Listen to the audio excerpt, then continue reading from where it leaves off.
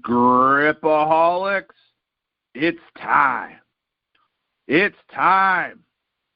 It's part 2. Time. Part 2 of episode 107 of This Week in Grip with guest James Fuller is here. And we're going to pick up right where we left off with James talking about driving all the way to Kentucky from Maine on Christmas Day just to buy some cool old school weights. Don't forget now, like the video when you get the chance, subscribe to the channel for notifications about new videos coming your way, comment to take part in the discussion, and share it with your friends who like old school strength training and equipment. All right, let's get into this, brother. Part 2 of episode 107 of This Week in Grip.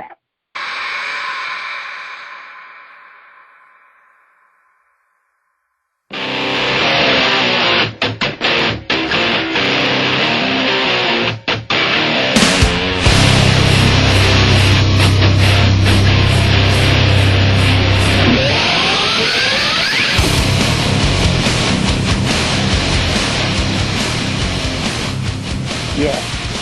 Wow. And for anyone who cares to know, at this point, don't get too excited about finding any. I'm not saying it's impossible, but there are about 5 pairs known. So yeah, it's a rare plate. Did you say, was it Florian Kellersman that's got a set of them in Germany? Yeah, I'm really mad at him. Thanks a lot. Here I am, all satisfied that I've hub lifted the York 3rd generation. You know, the hardest of the plates to hub lift. I'm sitting there thinking, you know, I'm king shit on Third Island, and he gets a hold of me on Messenger going, hey buddy, can you do this on the kilogram ones? I'm like, dude, those are like unicorns. What are you talking about? And he goes, well, no, I have a pair. I'm like, well, that's cute. And he's like, no, I can't. He goes, I can hub lift the regular 45s all day long, but I can't hub lift these. And I'm like, really? So I'm like, okay, that's awesome, good for you. And I'm just ignoring it because I'm like, I've bought so many plates, I'm not buying anymore. I mean, I've driven to Kentucky on Christmas Day from Maine to go pick up some plates. Yeah. Okay, I mean, that's man. one of the things I was going to talk to you about, because you and I are very similar in that way. I don't do multiple states, but I'll drive to like Virginia or Tennessee or South Carolina. I've done that.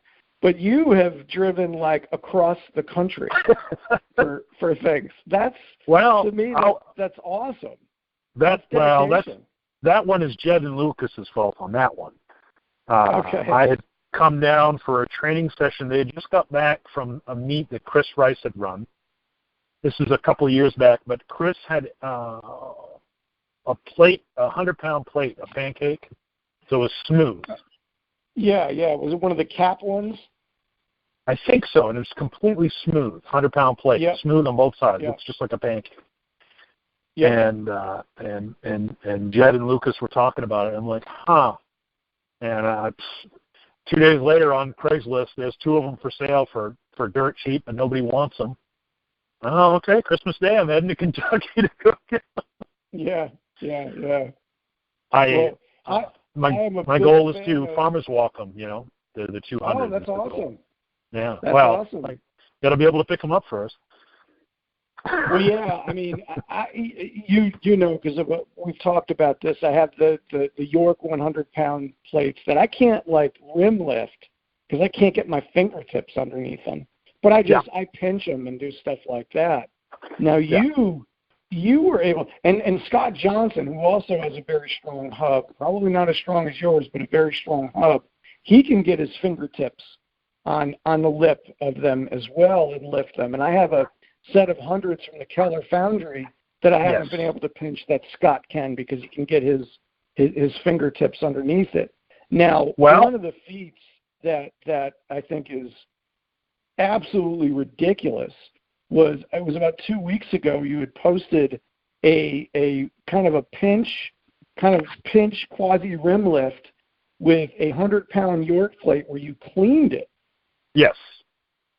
Now, that's anyone that's set their hands on this plate will tell you that that's just absolutely ridiculous. Yep. And at the end of last year, when we were talking about the grip feats of the year, one of the things that I had said was that you had pinched a York 75-pound plate, and you were doing flips with it. You did plate flips with it, which, again, I'm not sure. I don't know of anyone else that can do that. How about you? Can you think of anyone that can do that? No, I haven't. Yeah. Nope. I appreciate that, but I think it's just because people aren't trying it. I think there are plenty of guys who could do it. I just happen to do the weird stuff. That's all. Okay. And I'm just. Well, first things first. I see guys doing it with like a 55-pound bumper plate, and all these people are talking about how crazy that is, and it's like they have no idea how much harder it is with a metal 75-pound plate. It's like it's not even the same. Like I tried to I forgot what I tried to clean it one time, and I ended up rolling it into Bob's bushes because he used to have 75. I've done it. I've flipped 100 as well. I flipped 100 and caught it. What? Yep. I think I've sent you the video. I'll send it again. I mean, maybe I'm lying. Yeah. I do a lot of lifts. My gosh. So no, I believe you. I'm not. No, maybe I'm remembering it wrong, but I'm pretty sure I've flipped 100 and caught it. But I will look it up and send it to you. Let's be clear. There is a give and take with that 100-pound plate. My hands are small, as you know. We're all in the. Yeah, I was going to say all three of us in the under 8 club, And I think all three of us are in the under 7.5 club. Yeah. Well, I'm at 7.5 on my right. 7.5. Yeah. Okay. 7.25 on my left. So let's be honest though. I have to either choose: am I going to get a thumb hold, or am I going to get my 4 fingers under the lip? I can't get both. So with that 100-pound plate, and actually with the 75, I have to choose: am I going to grip it with my thumb underneath the lip, or do I maneuver to get my fingers under there? So don't think I'm getting a full contact of thumb and fingers. It's either one or the other. I have to make a choice. Okay. Still, that's wow. Just wow. And it helps with my Olympic lifting. My weightlifting training definitely helps. Because you have to understand the theory of it. Correct me if I'm wrong, but when we're doing like one-hand pinch, we tend to bend our arms, right? Yeah. A little bit. When you bend your arm a little bit, you're also getting a little bit of upper back contraction. Definitely. Well, if something's contracted, it can't move. It's already contracted. And so one of the things I learned in weightlifting when I smacked myself in the head with a snatch was because I had pre-contracted my arms and my upper back. I tried to flip the snatch overhead. It wouldn't move very well because everything was already contracted. So because I understand that, and I understand that the goal is to try to grip plates with as straight an arm as possible and keeping the upper back from getting too contracted. I mean, it's grip training. We're going to have to contract stuff differently than we would with a regular bar. But if you understand that you need to minimize how tight you allow to get that upper back so that you can do a clean or a snatch of a weight, that's going to help you out. I think that would help people that are trying to clean the inch dumbbell. Yeah. Jed's not on the call, but he's definitely the only. Well, Alan and I are not trying to clean the inch dumbbell. No. Right, Alan? I use a feather duster myself when I clean mine. But yeah, exactly. Spray bottle of Windex. Right. Oh yeah. Yeah, that bugger. Oh yeah, that thing. Oh boy, yeah. God love it. Is that a goal of yours? Is that a goal of yours to lift the inch? Oh yeah, I've got one. Yeah. I got one. I got it from Slater's. Really great guy. Okay. I love him. What a great guy he is. Talks on the phone to you and is just a real person. I love him. I can't say anything bad about him. Even if there was something bad to say about him, I wouldn't say it.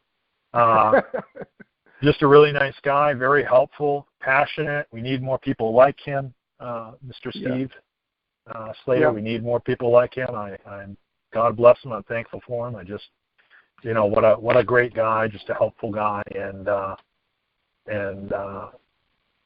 Well, and Jed, Jed and Lucas and Jed, very helpful at meets. I mean, look, I can't even believe anyone allows me to come to their grip meets because I don't know what any of this stuff is. I know what an axle is, but the rest of it, I don't know.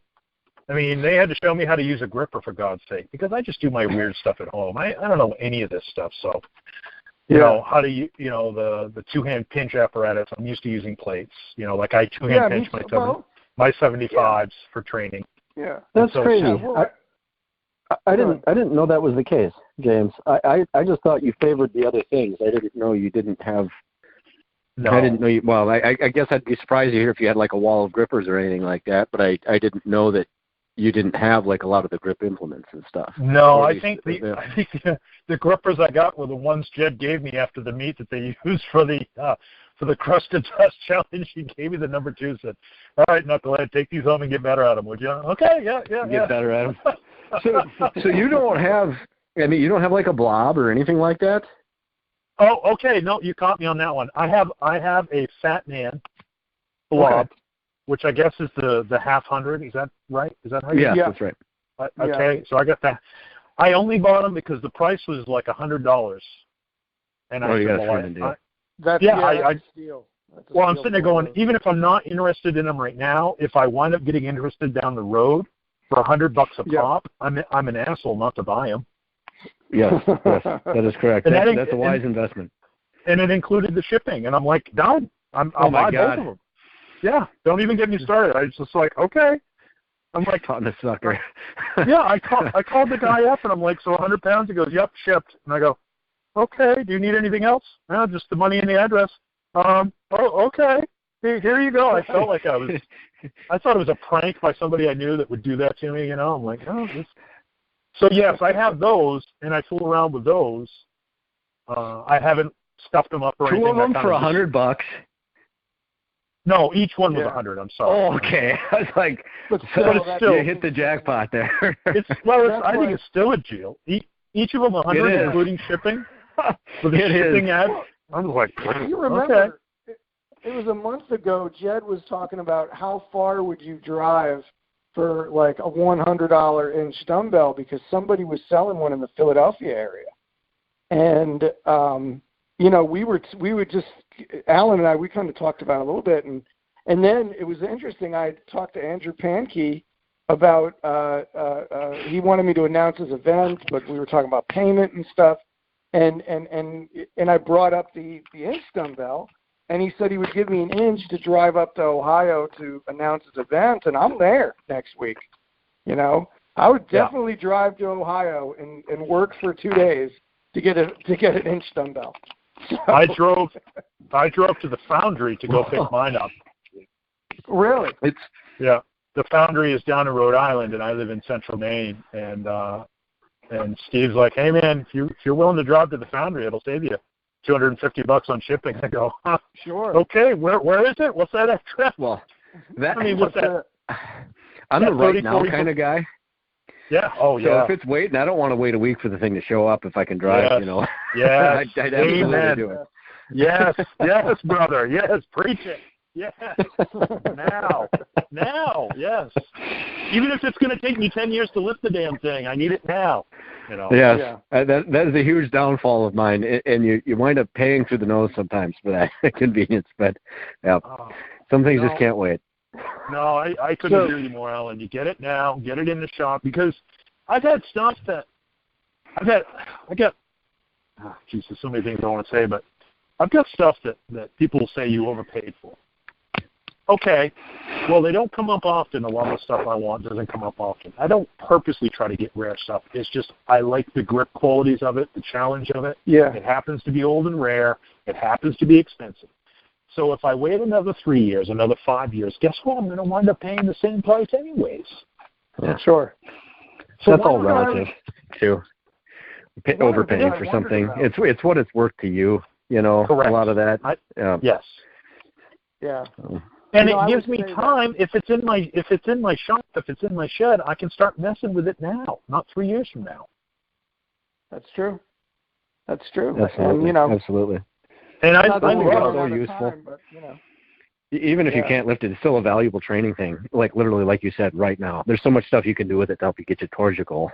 You know, yeah, and there's no substitute for actually having the item too. And it makes it real. If it's something that's there, you can actually truly work towards it. Otherwise, you have no gauge.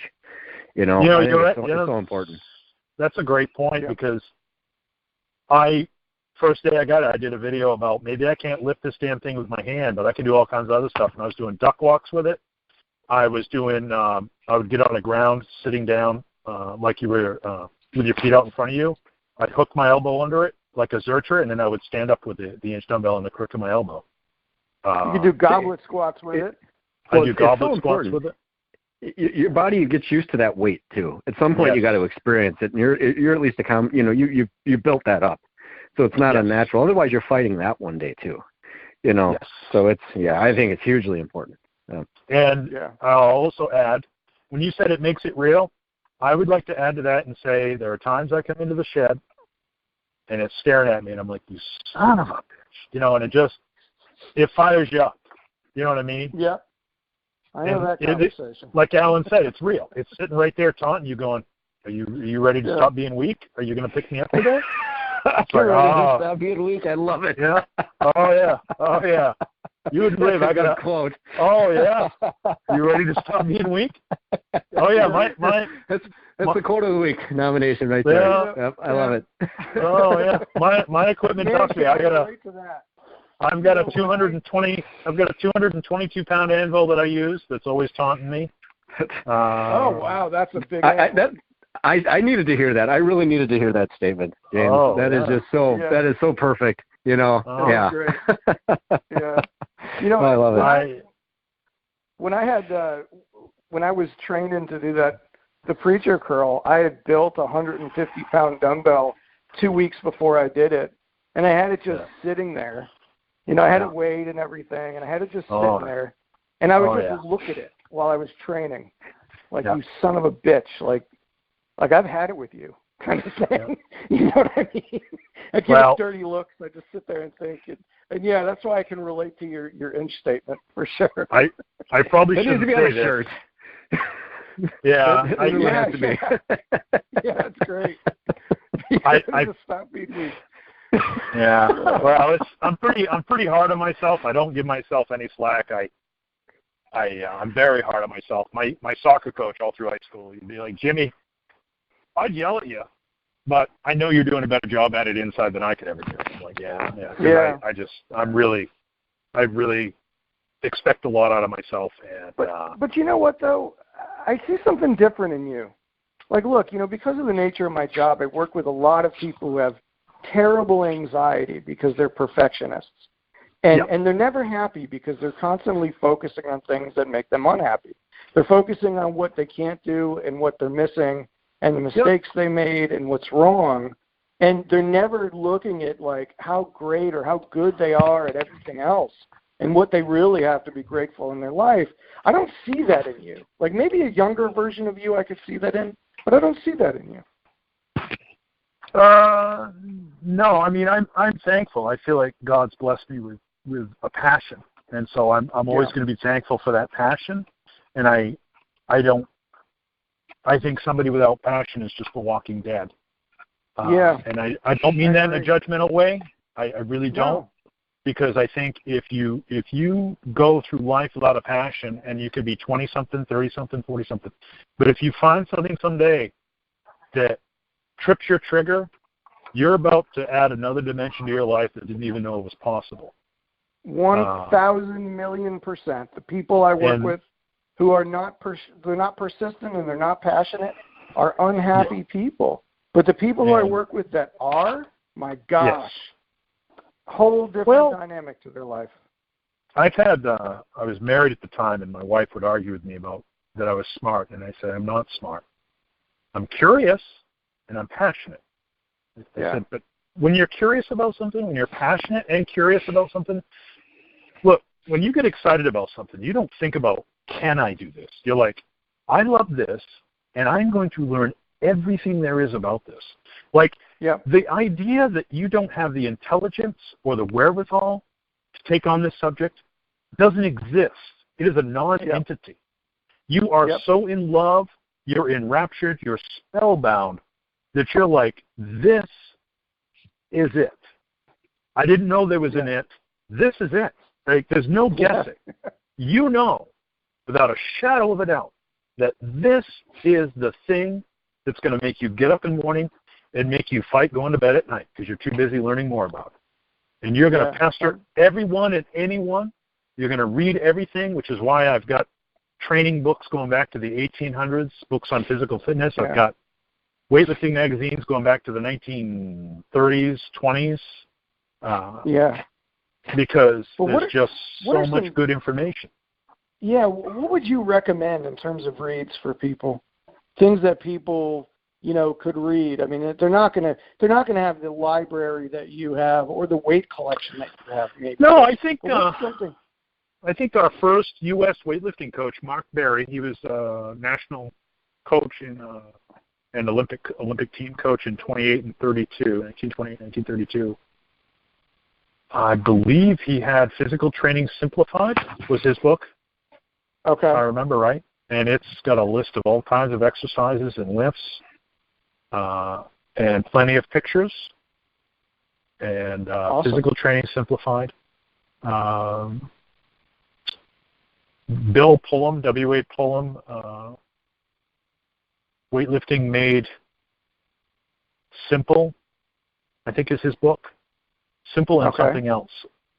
And he's the guy that set up the early rules for a lot of the competition of the old-time strongman lifts back in 1910, I think, when the British All-Around Weightlifting Association was formed. And the acronym was one letter different. I think it was BAWA, and then it became a year or two later BAWLA. But Bill Pullum, and he was the guy that had consumption or tuberculosis. And he used physical training to recover from that and became one of the top lifters in the world in his weight class.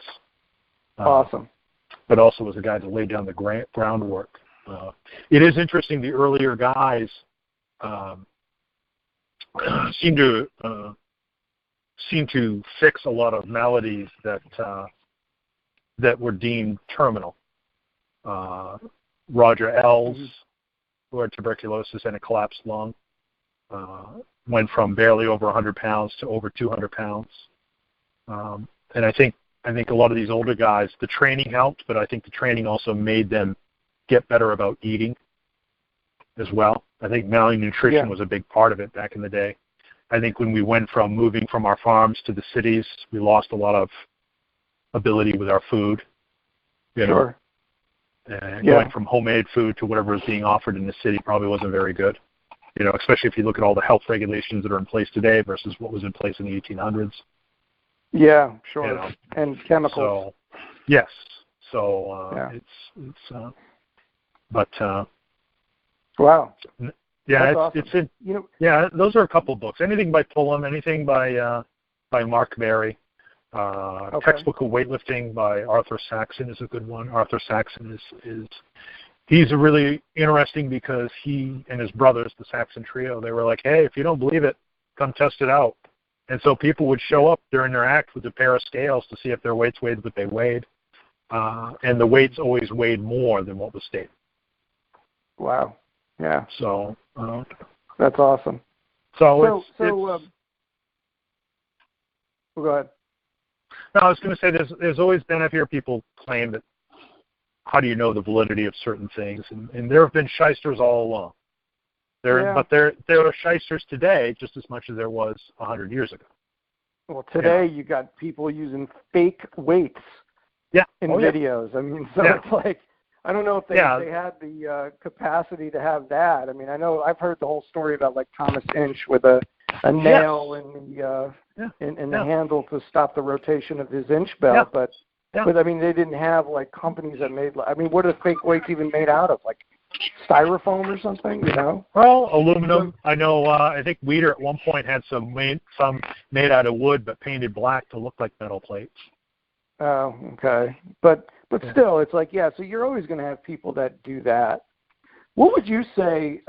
Things that that are legit or verified. What would you say were like the most amazing feats of strength that you've seen? Because I know you've seen all of it pretty much.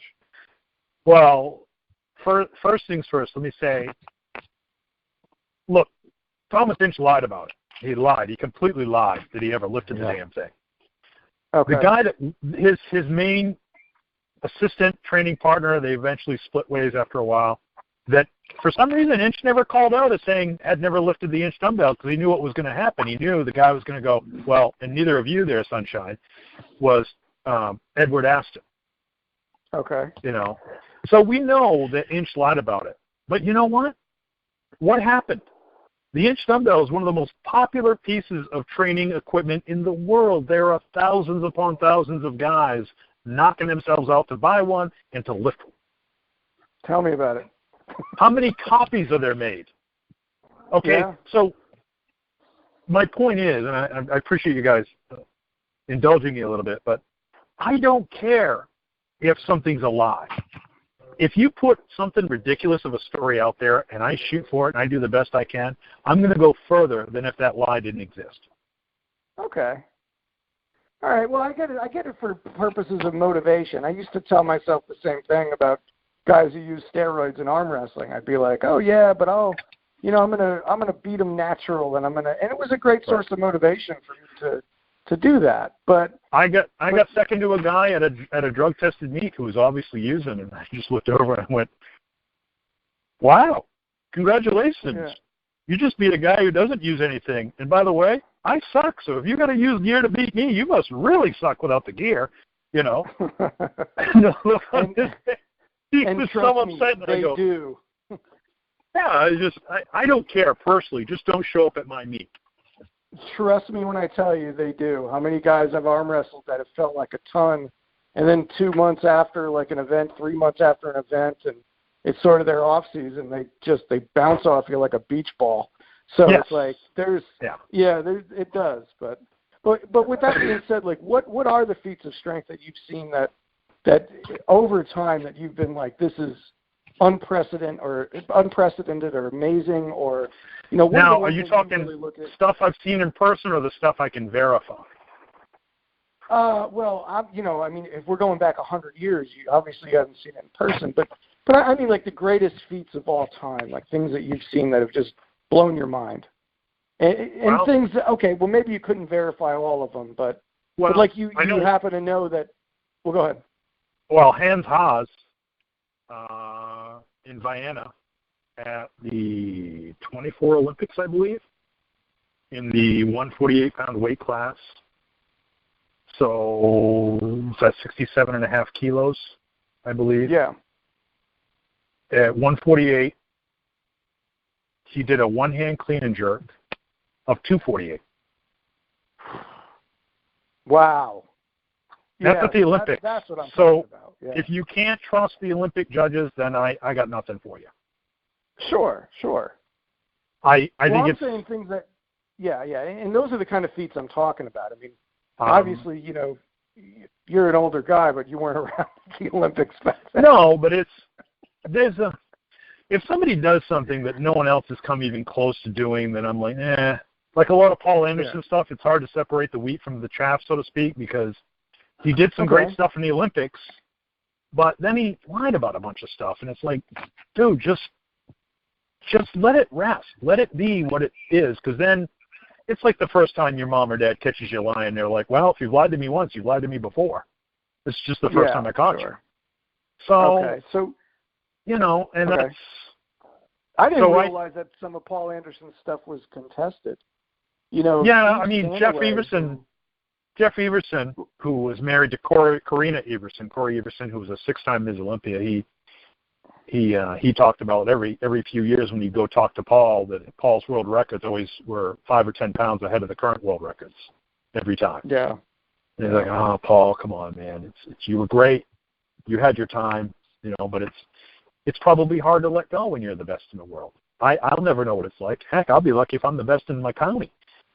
So. Well, I think maybe it would be hard to let go if that was your life. If you defined your life by that and you had nothing else. I could see where maybe it would be hard to let go. But you talked earlier about your kind of unshakable curiosity, and that is certainly a source of wisdom. I mean, the most wise people have been people who read a lot, kind of like you, but were also very curious. you know, and wanted to understand things at a very deep level. So there's those things, right? But then there's also, you know, the wise tend to build a strong ego young in their life, and not not an overinflated one, but a strong ego, and then spend much of their life trying to dismantle that ego. You know? So I only laugh because I relate. yeah, I know you do. I can tell. That's what I'm saying. Like I don't know. I think that there are a lot of people that could probably be great at something, and then look at someone else and say, "Wow, well, you know what? You did it better than me. That's awesome. I know how hard it was for me to do that. So you're doing it better. That's phenomenal." Yeah, you know? Yeah. I don't think I have the genetics for lifting. I don't think I just think that I love it. I don't think I have any great genetics for lifting, but I love it, and that's why I do what I do. And boy, do I relate to that.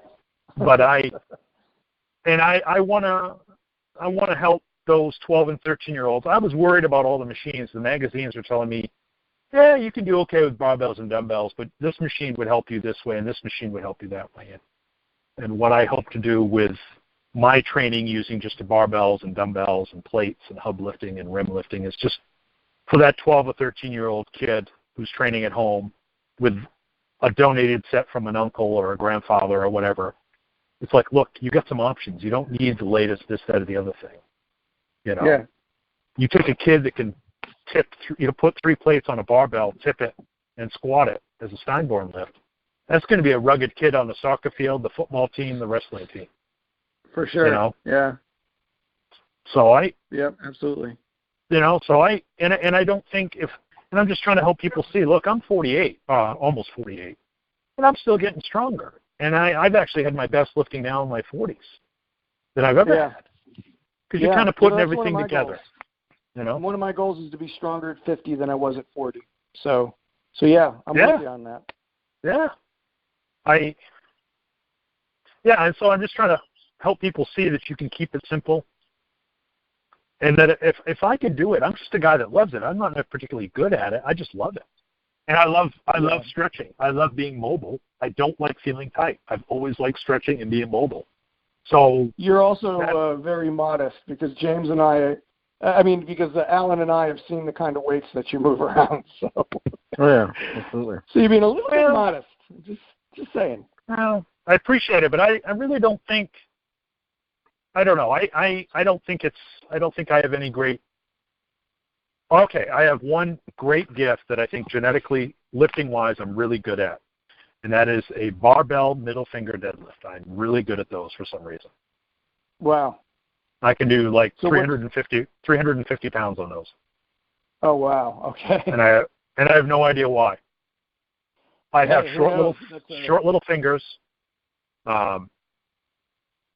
Curiously enough, I was reading a Strength and Health from 1934 today, and it's just funny the perspective. Well, yeah, I say that a lot. I read something from a 1952 today, and that's my daily reading. Is a lot of older stuff, and it's just the perspective was different there. And the guy's writing like this is common knowledge. He goes, well, you know, everyone knows that you can lift more with your middle finger than you can with your whole hand. And I was like, what? But that was the perspective back then. That was the perspective. That's funny. It's so funny when you think about it, but their perspective of strongman and training, there were a bunch of guys doing middle finger lifts back then. Yeah. And they understood that if you hooked a middle finger, put a hook around your middle finger, you could pick up more than you could with your hand. Now that's interesting. That is interesting.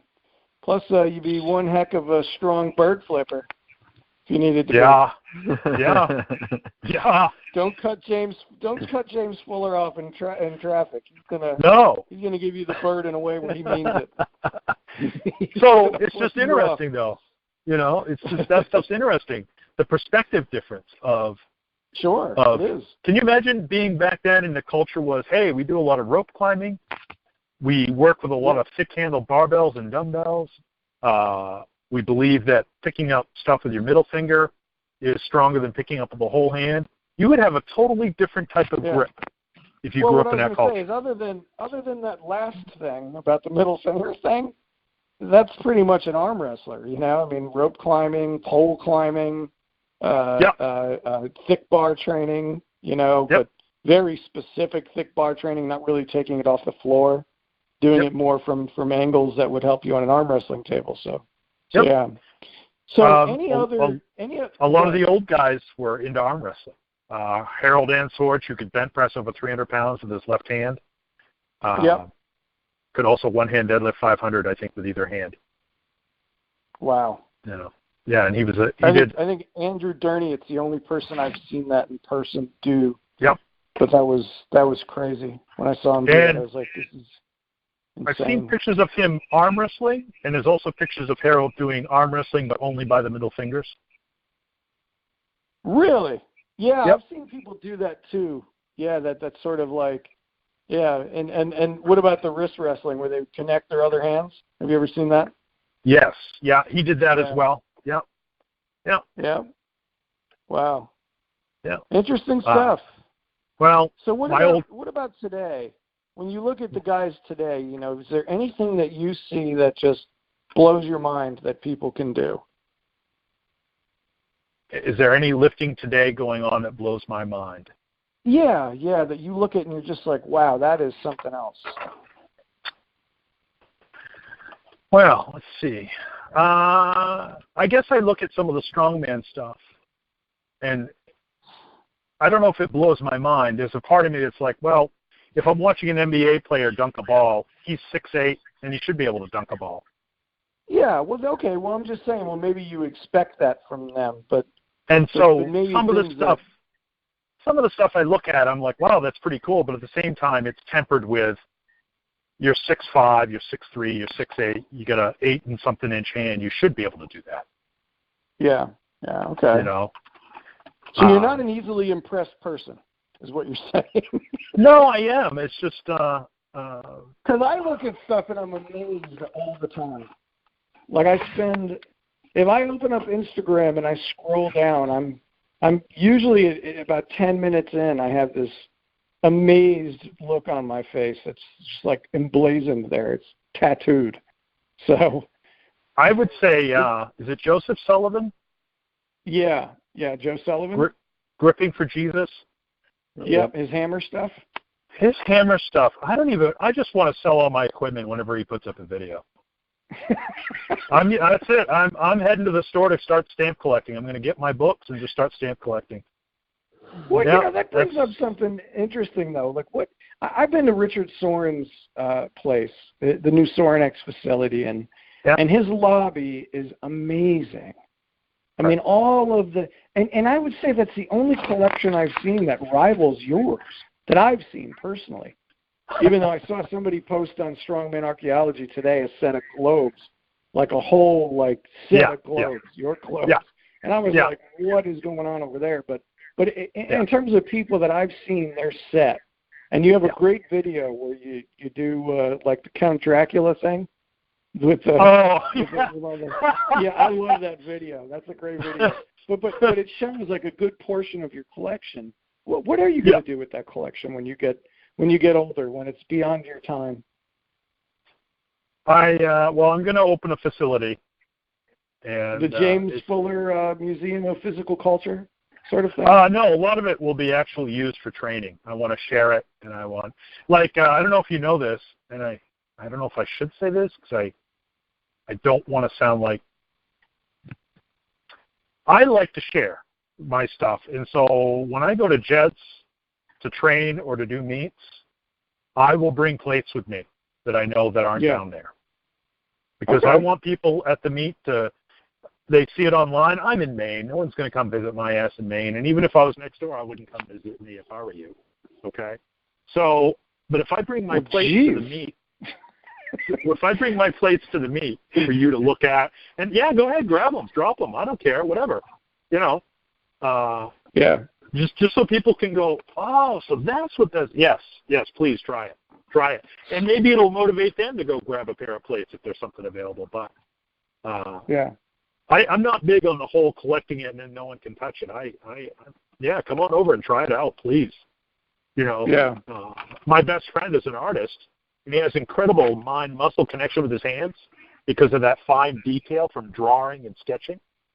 Sure. And, I remember the first time he come over, I had a 125-pound anvil. I was trying to pick it up by the horn. He goes, so do you mean do it like this? And he picked it right up, and I'm like, you can leave now.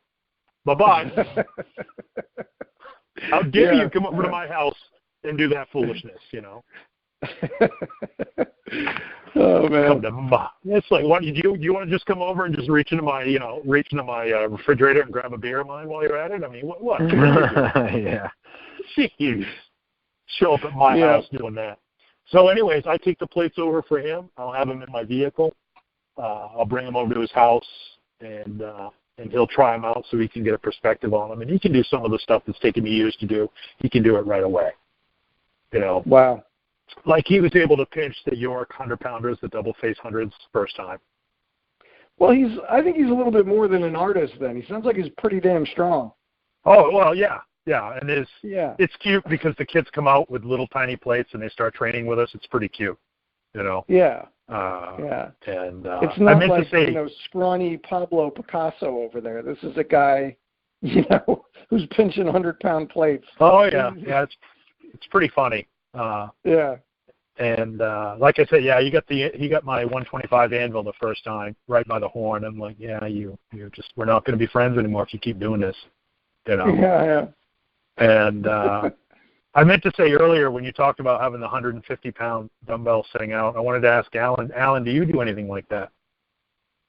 What was that? I missed part of that, James. Do you also have like a goal, like a goal weight or a goal implement is coming up? Do you set it out a couple of weeks beforehand so you guys can stare each other down for a couple of weeks and kind of jostle and posture each other?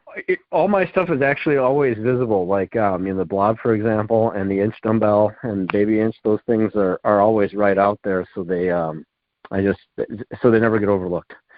So Nice. It's always a part of it. I don't keep it hidden or tucked away. It's I want it in my face because like I said, it goes back to the it's real thing. Then if it's hidden, I don't want it out of sight or out of mind. It needs to be always there waiting for me. So yeah. Are you tired of being weak? That's what it says. I sometimes carry mine. I'm a delivery driver, and I will carry plates with me in the vehicle that are coming up in the next few days. So that every time I make a delivery and I open the door, it's staring at me, taunting me. That's right, shotgun. Yeah. Oh yeah. Nice. Yeah. I'll open the door and there it is. I'm like, you son of a! You're going down in a couple of days. You are so going down. Stealing your drink, knocking your burger out of your hands. Oh yeah. Eating your lunch on you. Yeah. Just bullying you all day. Oh yeah. It's like, hey, I talked to your girlfriend last night. Yeah. Because she didn't want to talk to you. Yeah, maybe when you're stronger, you'll be ready. Oh yeah. Lift me on Tuesday, or she's mine. Oh yeah. You know what I love about strength athletes, and this is the grip guys, and this is the strongman, and the powerlifters, and the weightlifters. Is the guys that are really dedicated, and the guys that are really strong. Just passionate. They all seem to be kind of pranksters. Or at least have a good sense of humor, because I think you gotta be able to lighten up, because it's stressful what we do. When you push yourself, when you're challenging yourself, I mean, I never would have guessed my grip would have been this strong. Never. Not that I didn't think I could do it, but you just don't know. You don't know how far you can go. You don't. And I feel sad for those that think they know how far they can go. It's like you just got to put limits on themselves. Yeah, you just got to keep chipping away at it. I mean, you just don't know, And I look for inspiration anywhere. I see people. I get just as excited as the person who's been trying to lift a 45-pound plate by the hub for the first time. I think that's exciting. I don't put a number on it. I guess maybe that's why I'm not so impressed by the ultimate, the strongest, the really big lifts. Yeah, I like the everyday mom and dad, the everyday kid in high school or college that just been knocking themselves out and they finally nailed something. Man, that makes you feel so good. Or I'm with you. Joka Bug, John Oka over in Hawaii. John Oka. Yeah. He's had some problems with his right hand, and it's finally starting to get healed. Like he's like, hey, I can use my right hand again. Like, I've got, that excited me. I almost cried because I was so excited for it. Because we've all been there. We've all had injuries. I know you have, Alan, and I know you have, James. We've had stuff that's held us back. Yep. And I'm telling you, anybody can go in and train and be awesome when everything's going great. Come back from an injury and then see me how you do it. You know what I mean? Exactly. That's when all the doubt creeps in, and you can't listen to it. You can't listen to it. And the thing is, if you take things too seriously, you will listen to it. Oh, yeah. And you get discouraged. Well, I'm a big fan of Garrison Keillor from Prairie Home Companion. He said, sometimes you have to look reality right in the eye and deny it. Well, as somebody who works with people who regularly deny reality to the point where they suffer, maybe not, but sometimes, sure. Yes. There's a time and a place, and there's a balance. Yes. Yeah. Yes. Absolutely. No, it's just great. A lot of the big guys, the people that are really training hard, they just have a really good attitude. They're humble, they're helpful, and they're funny. You know. Yeah. They just don't seem to take themselves too seriously. Yep, you can't take anything too seriously because it's too serious at that point. So. Yeah, it's just it's like that. Just seriously enough. What is that? The bald eagle on the Muppet Show back in the '70s, the real serious one. And now for some proper entertainment, it's Wayne. Yeah, who looked like what was it? Was it Sam Donaldson? He looked like. Yes. Yeah, he was supposed to be him, but he was like an eagle. Yeah, I remember. Yes. I always call myself more like Statler and Waldorf, the guys who sat up in the balcony and busted everybody's balls. Oh yeah, I think that was me. So. It was a good show. Yeah, good that it's over. Something like that. No, I love training. I think training's great. It's great having a passion. I think grip training is the most important because, and the most misunderstood, it's the gateway to all strength. If you can make a 300-pound barbell feel lighter because you can grip it easier, it's going to affect your squats. Yep. It's going to affect your deadlifts. It's going to affect everything you do because our hands just connect us with everything. So absolutely. If you woke up tomorrow with 10% stronger grip and it was squat day, you'd have the best squats of your life because you'd be able to bend that bar, grip it, and bend it right around you. It'd feel like you could just make it one with your upper back and you'd have the best squats of your life just from better grip strength. I love that perspective. So I think grip is so important, which is why I put so much of it into my training. My Olympic lifting that I do, I don't use a hook grip. You're supposed to use a hook grip. I don't. So I'm doing all my squats and my snatches and my clean and jerks overhand grip. Yeah. But when you do your one-hand deadlifts, you're using a hook grip, right? That is correct. I will allow it for that overload. So I'm very selective when I use it. But when I just set a PR on my one-hand snatches with a no chalk and just an overhand grip. When I did the deadlifts the other day for Franco Colombo passed away. I didn't use any chalk at all on that, just to push myself. And Franco, it was interesting. I had read about he had gone down and trained with Arthur Jones at the Nautilus facility in DeLand, Florida, back in the 70s. And two things that stood out was they said about Franco. They said, "Man, you could throw everything at him, including the kitchen sink, and he'd laugh at you." They said, "We've never seen anyone with that kind of strength and work capacity." They said, and he'd laugh about it afterwards. They said, "You just couldn't kill him." He was the only guy that ever came through like here. James Fuller. No. And I'll tell you this: if James Fuller was my neighbor, I'd go visit him, even though he says Thank you, appreciate that. I would be there. What about you, Alan? Would you visit James if you lived next door? Oh, sure. Yeah. Well, I am a little questioned out. Well, I was going to say the other thing about Franco in Florida, when he got back, he said the only thing I didn't like about it is because the Nautilus machines were all pushing against padded resistance against your arms. Yeah. He said, I started losing my grip with anything over 600 pounds on a deadlift. And so he had to start doing specific grip training to get his grip back so he could deadlift 700 again. Gotcha. Of course, I don't know how many 185-pound guys complaining that they're losing a grip with a 600-pound deadlift, but there you go. Yeah. He was short, too. Wasn't he like 5'5" or something? 5'5", yeah. Very good. That's what I saw when I looked it up. 5'5". What an icon. What a great inspiration. Yeah. I mean, geez, with a back like that, and he competed in the first. He's the only Mr. Olympia to compete in the World's Strongest Man contest. We'll never see that again. I remember watching those when I was a kid. Oh, yeah, I remember Lou Ferrigno. So, hey, what's interesting? Lou Ferrigno is one of those guys, like, if you've ever been to the Arnold Classic, one year I went, I want to say it was like probably 10 years ago. He was just walking around. He didn't have like an entourage or security like Arnold. He was just walking around, and I was like, whoa, Lou Ferrigno. And he's like, oh, hey, man. And he started talking to me. He talked to me for like 3 or 4 minutes, and I'm like, why doesn't this guy want to move on? This is weird. You know what I mean? Yeah. And he just, like he let me ask him questions, and he was talking to me. He just seemed like interested to talk to me. I always thought that was pretty cool, But I know he used to compete in strongman too. So. Yeah. Oh, and he was very strong, incredibly strong. Yeah. Yeah, I had no idea he was that strong until I saw him in that contest. It's like, holy cow, he's a bull. Yeah. Yeah. So I mean, that was impressive to me, just seeing two guys that are known for bodybuilding. Yeah, that can actually. Didn't Lou get third at that contest?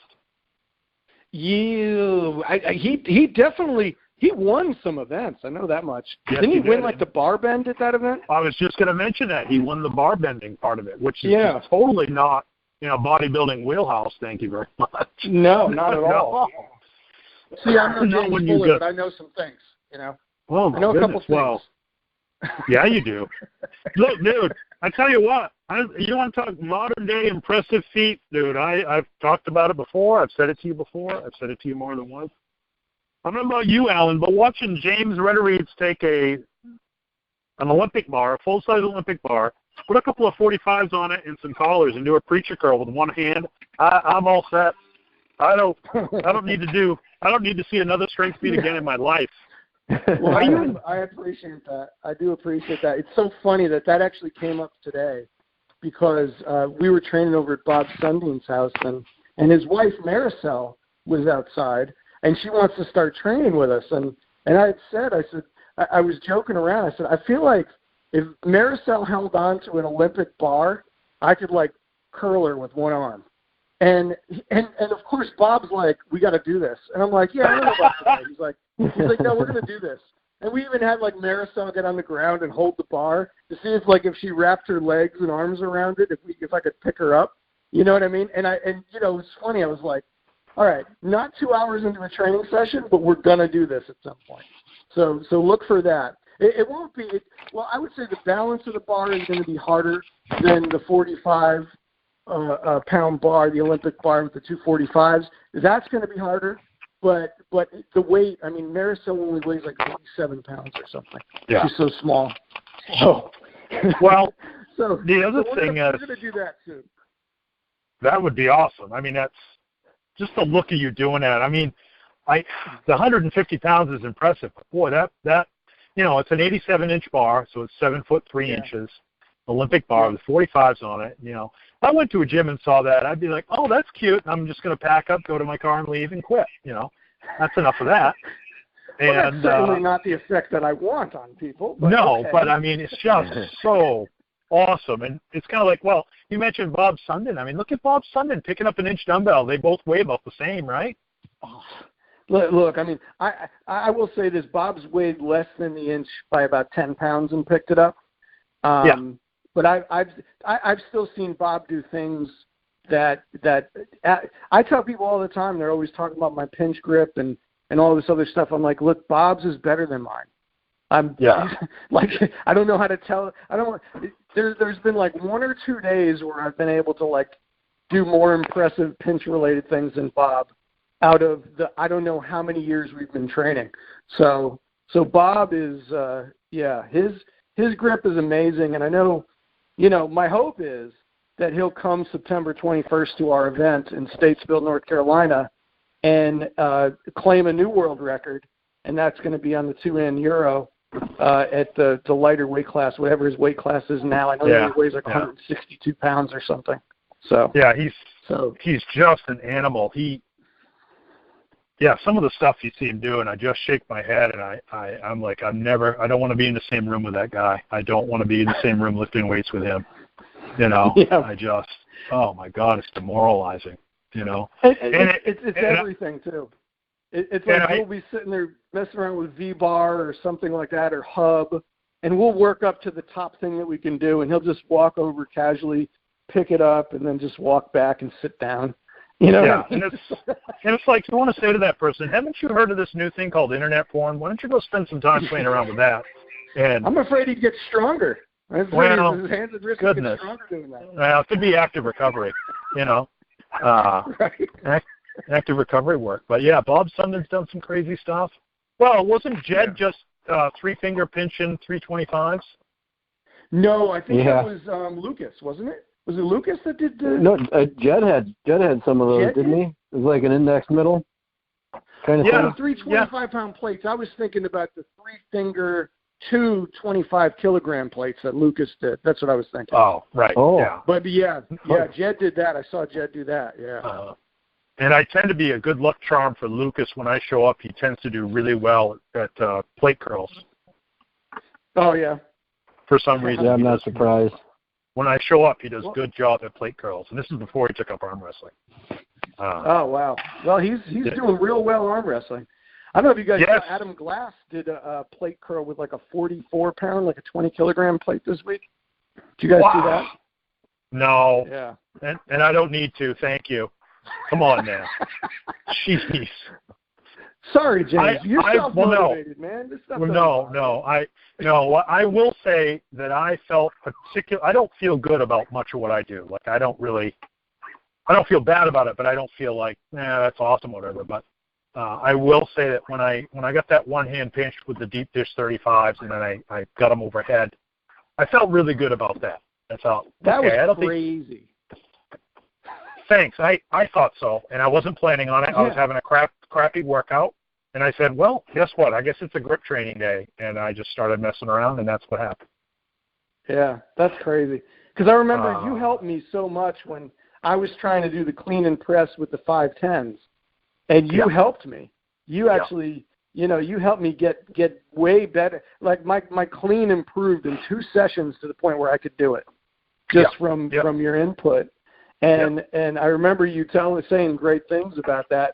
And then you come out and you do that with 2 35s. I can't tell you how much harder that is to do with 2 wide 35s like that than it is to do 510s. I mean, that's just...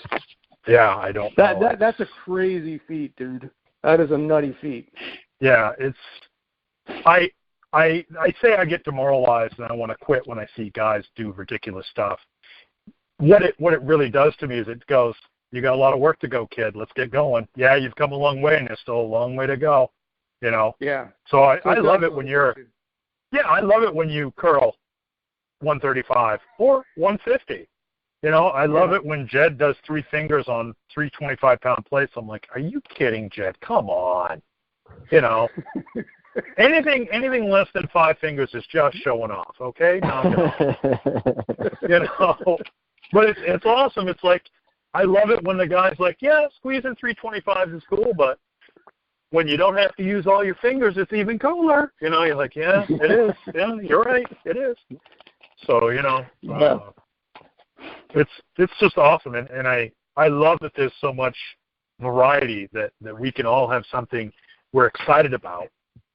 Yep. That's what I love about it, too. Yeah, and we can inspire each other.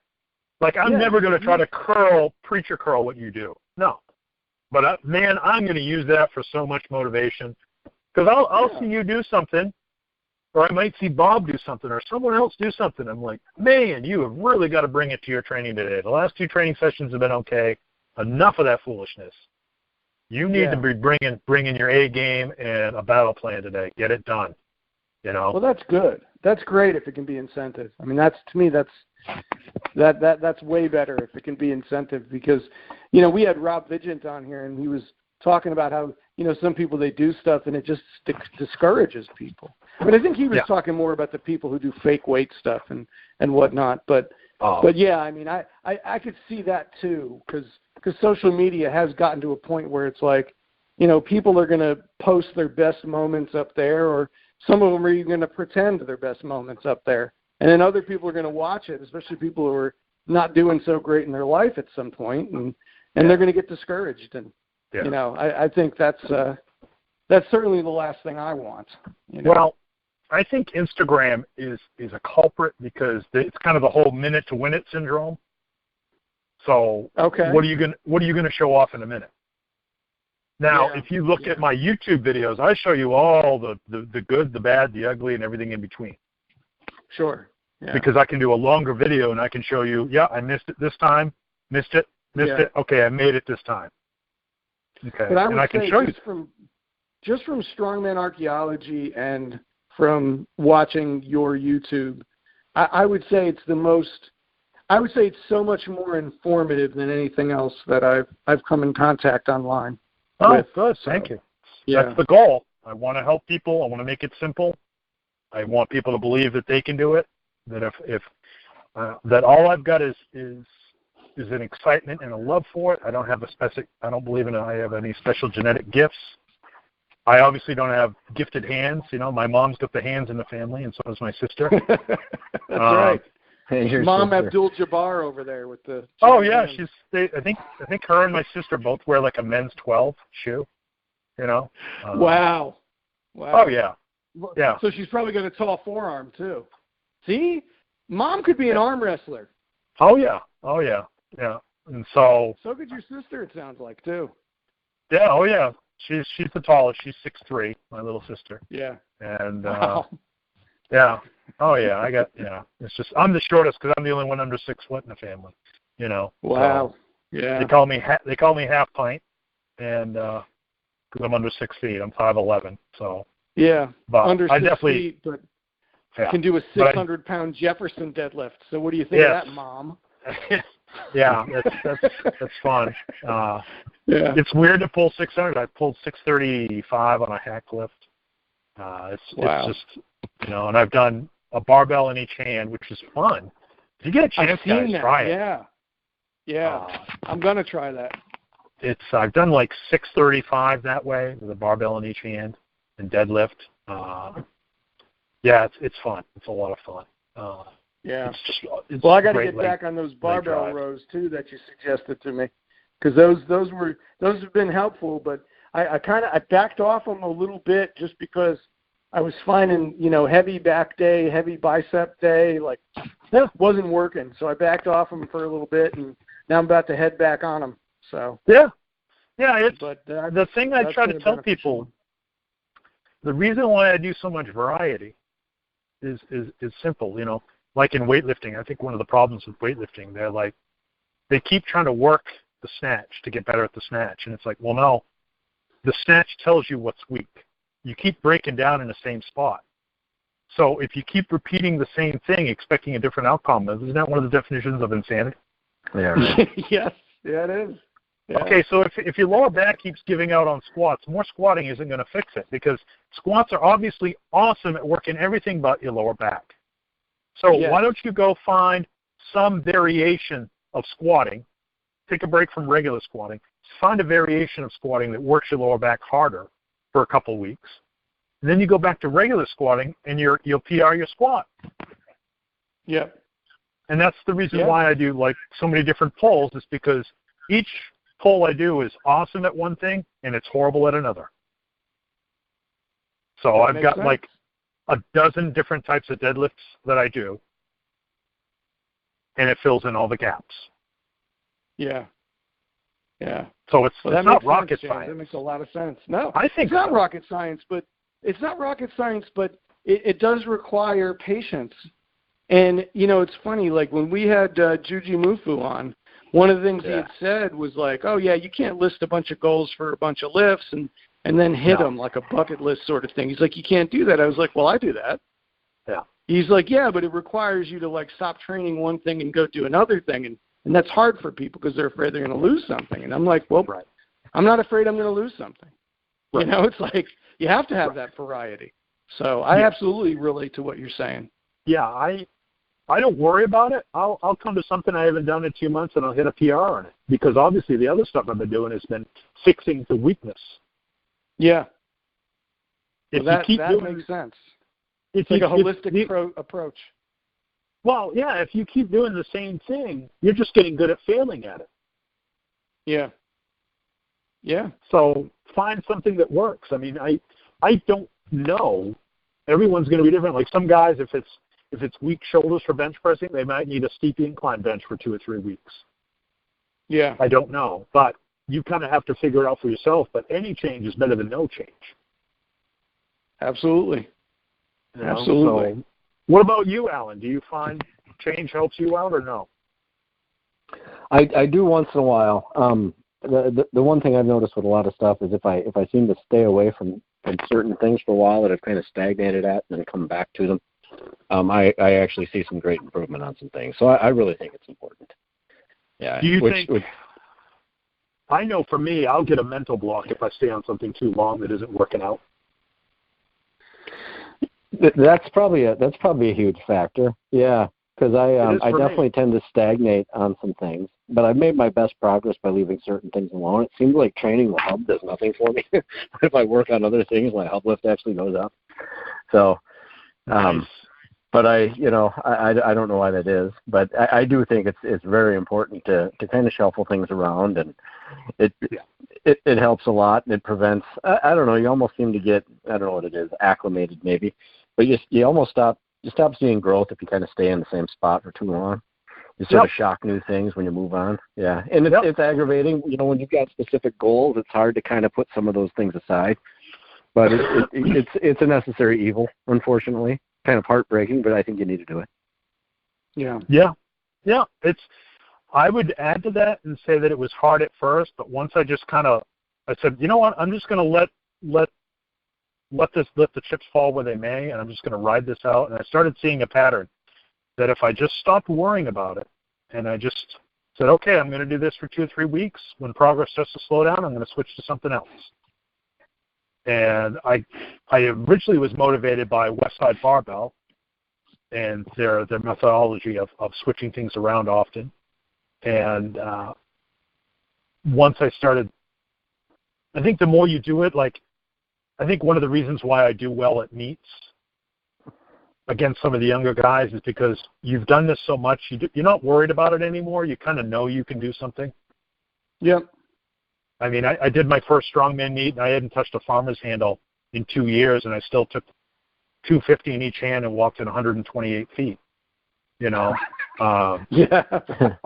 And I'm freaking out the young guys because they're like, what's this old fart doing? Hey, he's not stopping. Why isn't he? I'm going to, So now they're going to have to beat me at farmer's walk. But I'm not in shape for strongman, but I don't know. You have faith in it. You've done it enough. You're just not worried about it anymore.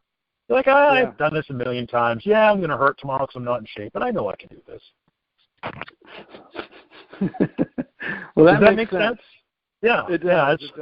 I think it's what they call old guy strength. I think it's because, I've done this a few times. I've done this, I've done that, and if I can handle my ex-wife and the weights, I can handle anything. You know what I mean? So it's you've been around the block. That helps. You get to know the lay of the land when you've been around the block, for sure. Oh yeah.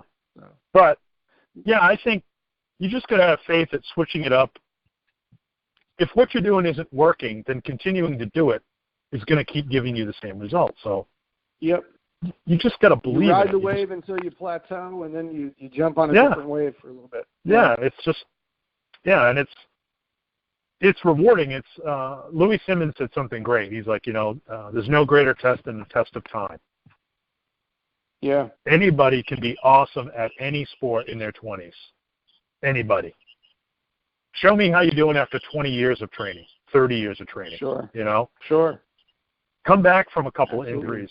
I mean, Alan, you've had some hell injuries with your shoulder, right?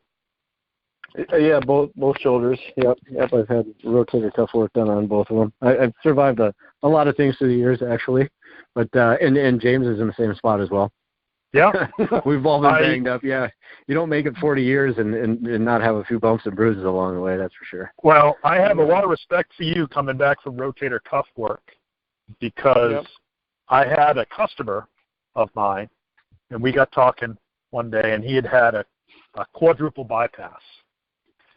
And he talked about coming back from that, and I said, man, I can't even imagine. He was telling me, he goes, well, I would go through that again, then go through rotator cuff surgery. And I said, what? He said, he goes, I will gladly go through quadruple bypass surgery and the recovery. He goes, that rotator cuff stuff killed me. I will live without the rotator cuff next time.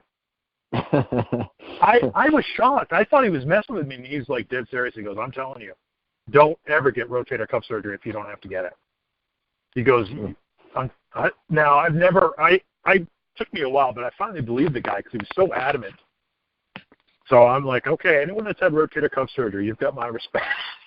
Yeah, it's miserable, and it shuts you down for a while. I tell you, the first one I shot right back and I hit the ground running, and the second one really took the wind out of my sails. It's been a struggle, but I've been at it and doing all the training, but man, it's been a lot harder this time around. That's no two ways about it. Any idea why? The second one came soon too. It did, yeah. So it's just you see yourself, you get knocked down, and it's hard to keep getting back up, and especially like just regaining all the ground that I just feel like I've traveled this path over and over again, and it just sucks fighting to get back what you had while trying to get ahead too. It's just kind of maddening. Yeah. But because it's like things that were easy once, and I've watched videos of myself doing them, and I'm not doing them now. It sucks, So it's hard. It's really rough. But I mean, it's at least out there. But oh man, just recovering all that, that's tricky. You lose all that time and all the strength. You lose so much you don't even think about it, and it's just it gets harder each time. so I'm fighting through it. Do you have any advice on how to? Was there something you did that you can say, hey kids, don't try this at home, or else you're going to wind up doing this? Oh, I probably, a lot of my stuff was kind of cumulative. And I did some things that probably pushed it too far. I would say really, there was definitely some things I did strength training wise that aggravated things and certainly made them worse. I think the biggest thing would probably be getting on board with somebody that actually knows what they're doing before you really start diving into it. Like actually seeing a coach isn't a bad idea, doing some reading. And making sure you're actually set up for it, because if your posture is all screwed up, if you got tightnesses and things like that, and you start trying to do things, there's things that you just shouldn't be doing that you might not even know that you shouldn't be doing. Correct. So some level of evaluation going into it is definitely not a bad idea. That would be my personal advice. When I work with people, the first thing I do is I assess their posture, because there's no point in putting a supercharger on your car if you haven't done a tune-up first. Yeah, I mean, if you're internally rotated and seriously bent up, you've got no business doing any sort of a barbell bench press. You got some work in other areas to do first. I have to get your shoulders back. I have to get your ears over your shoulders. Yes. It's because there's no point. I'm just going to make a condition worse. Yeah. And you probably even gain ground faster doing that. It wouldn't take long to get normal and then start building rather than wreck yourself and try doing it. So. As Stan Efferding says, I'm not a doctor, but I stayed at a Holiday Inn. And I'm kind of in the same boat. Yeah. I may sound like a fool, and this may not come out to be true, but in my opinion, after doing this for 35 years and with working with people and from seeing results of people that don't take care of issues with posture, I'm going to say overuse injury is a misnomer because it leads you to believe that there's movement.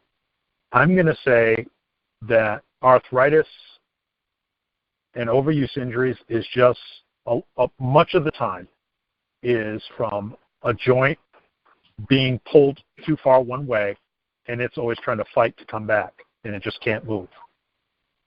If your shoulders are too far forward from benching too much, like this client I'm working with, he's done too many easy bar curls, and he's done too much benching. Yeah. So his shoulders, the back of his shoulder is always trying to pull back, but it's too weak. It's getting pulled forward. So it's being forcibly stretched because it's too weak to counteract how strong the front of his shoulders are. And the front of his shoulders are too contracted. They're too short. You got all this stress in a joint that wants to right itself, but it can't. But it's pulling all the time, even when you're sleeping. Yeah. What's that going to do to your That makes joint? sense. What's that going to do to your joint in 15 years, 20 years? So you notice you got tight shoulders, so you go to the gym, you loosen up your shoulders, so you can work on corrective exercises? Hell no! It's so I can do some more easy bar curls and more bench pressing. Yeah. So eventually your warm-ups go from 5 minutes to 10 minutes to 15 minutes. I knew someone that they had to do half an hour of a protocol in the morning just to be able to walk normally because their back was like a pretzel every morning. Ugh, that's awful.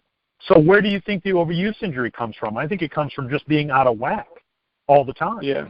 And your body is trying to pull you back. You know what I mean? That makes sense.